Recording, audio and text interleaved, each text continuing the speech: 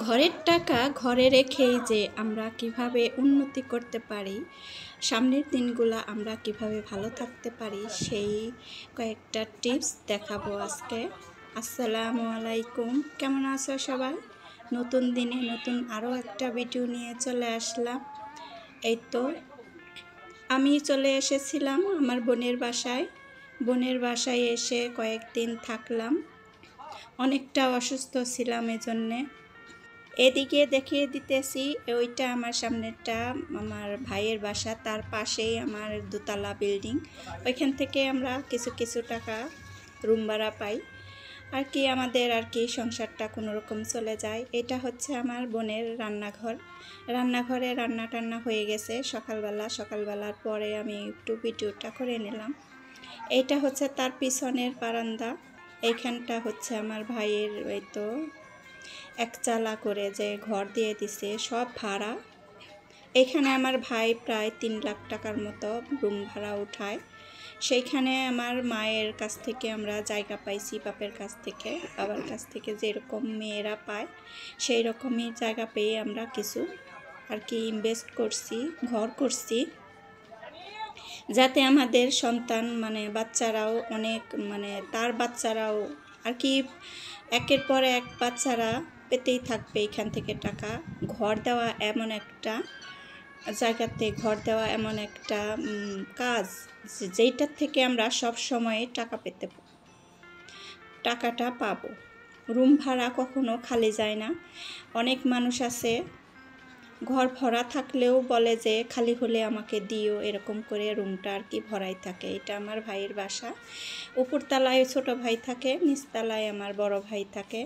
এখন আমি ওই বড় ভাইয়ের কাছে যাই নাই, বোনের কাছে এসেছি। বোনের বাসার থেকে একটু ভিডিও করে নিলাম, পাশাপাশি বাসা। অনেক দিন ধরে বলতেছে বোন যে আসো আমার বাসায় একটু থেকে যাও। তারপরে সকালের পরে আমি চলে আসলাম আমার নিজের বাড়িতে। আর কি বেশি দিন থাকতে পারি না, অসুস্থ, এজন্যে 3-4 দিন থাকা হয়েছে। তা আমি একদিন গেলে আরেক দিন চলে আসি, এভাবে আমার বাপের বাড়ি খাওয়া হয়। আমি কয়েকটা টিপস বলে দেব, যে সহজ টিপসগুলা, যে ঘরের টাকা ঘরে কিভাবে থাকবে সেই টিপসগুলা। এই যে আমরা মার্কেট করে যাই, মার্কেট করতে গেলে আমাদের অযথায় অনেক কিছু পছন্দ হয়ে যায়, সেইটাই আমরা নিয়ে আসি, অযথা রেখে দেই, কিন্তু কাজে লাগে না কোনো কিছু। অনেক মানুষ আছে দেখবা যে শোকেসে সাজিয়ে রাখার জন্যে কিনে। আমি আবার তেমন একটা কিছু কিনি না, ওই তো টাকাটা আমার অন্য কাজে লাগবে সেই চিন্তা করে যে এইখানে আরও কিছু টাকা জমলে আমি আর একটু ভালো কিছু করতে পারবো সেই আশায়। আর অনেক সময় আছে যে আমরা অনলাইনে অনেক কিছু পছন্দ করি, হুটহাট অনলাইনে ঢুকেই আমরা অনেক কিছু পছন্দ করি, যে ঘর সাজানোর অনেক কিছু। আমার ঘরে তো চারিদিকে হয়তো এক এক সময় দেখিয়ে দেয় যে তেমন কিছুই নাই ঘর সাজানোর মতো, তারপরেও আমি তো ভালোই আছি। ঘর সাজিয়ে কাকে দেখাবো এরকম একটা চিন্তা, ওই টাকাটাও আমার ব্যাগের মধ্যেই থেকে যায়। ওইখানে আরও কিছু টাকা জমা হয়ে গেল।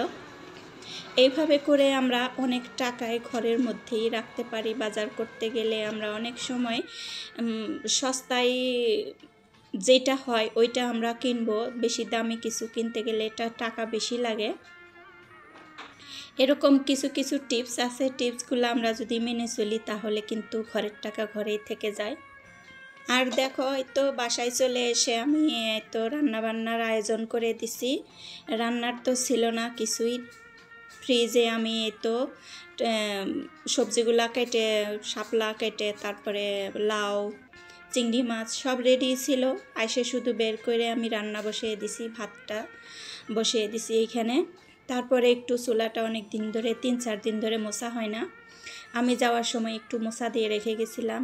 তারপরে তো মেয়ের বাবা তো ডিম ভাজে খাইছে, একটু তেল ছিটা গেছে, তারপরে একটু ধুলাবালিও আছে, তার জন্য একটু পরিষ্কার করে নিলাম। সব সময় এরকম একটু পরিষ্কার করে আমি রান্না করতে বসি, আমার আশেপাশে ময়লা থাকলে ভালো লাগে না। ফ্লোরে একটু পানি পড়লেও আমি মুছা দিয়ে তারপরে পা রাখি, পায়ের নিচে পানি থাকলেও আমার ভালো লাগে না। এরকম করে আমি রান্নাঘরটা ক্লিন করে রাখি সব সময়। তো আমি একদম ডিপ ক্লিন করতে পারি না, তার জন্য একটু আর কি মাঝে সাঝে এভাবে করে রাখি। এই তো খালা আসছে, প্লেট বাটি অনেকগুলা জমছিল, আমার মেয়ের বাবাও খায়া রেখে দিছে, ধয় নাই, সেইগুলো আর কি আইসা নিয়ে ধুয়ে দিল, একটু ঘরটা ঝাড়ু দিয়ে মোছা দিল। আমি তো জানোই একটু অসুস্থ, আমাকে ডাক্তারে অনেক নিয়ম কানুন দিছে, হাঁটাহাঁটি করতে বলছে, খাবার ব্যাপারে অনেক হিসাব করে খাওয়ার দাওয়ার, মানে প্রেশারটা একটু বেশি বাইরে গেছিলো, এই জন্যে একটু হাঁটাহাঁটি করার জন্যে বলছে আর কি। হাঁটাহাঁটি বলা মাত্রই যে বুঝে নিবা যে ডায়াবেটিক্স হয়েছে নাকি, তা হয় নাই, আল্লাহর রহমতে ওইটা আর কি হয় নাই এখনও। কি জানি সামনের দিনগুলা কিভাবে যাবে। এই তো আমার রান্না বান্না ছিল আজকে, তারপরে ছেলে আসবে ঢাকা থেকে, তখন এই যে আমি রান্না শেষ করে ছেলের রুমে চলে গেলাম যে একটু ঝাড়ু মোছা দিয়ে যাই। এই বিছনার চাদরটা আমি এখনও পাল্টাই নাই, পাল্টাবো মনে করলাম যে আসলে পরেই পাল্টিয়ে দেই, তখন আর ভালো লাগলো না, বিছনার একটু ঝাড়ু দিয়ে নিলাম, বলেছিল যে বিছনার চাদরটা একটু চেঞ্জ করে দিও, আমি আর দিলাম না, বললাম চিন্তা করলাম যে একটু পরেই দেই, তারপরে আর রয়ে গেছে। আমার ভিডিওতে এখন পর্যন্ত যে আসো, এখন পর্যন্ত একটা লাইক দিতে ভুলে গেছো, লাইকটা দিয়ে দিও আপু ভাইয়ারা, একটু দয়া করো। এক লাইকের মাধ্যমে আমার ভিডিওটা আরও কয়েকজনের কাছে পৌঁছে দিতে সাহায্য করবে। এইভাবে আমরা সবাই সাহায্য না করলে আমরা কেউ কখনো সামনে এগিয়ে যেতে পারবো না। আমি যে কয়জনের ভিডিও দেখি তারাই শুধু হয়তো লাইক দেয়, তারপরে যে আরও নীরব দর্শক আছে যারা দেখেই শুধু চলে যায়, তারা কখনো কাউকে লাইক দেয় না, তাহলে কিন্তু অনেক লাইক জমে যেত, ভালো লাগতো। ভালো লাগলে সামনের ভিডিওর অপেক্ষায় থেকো। আমি এই পর্যন্তই শেষ দিতেছি।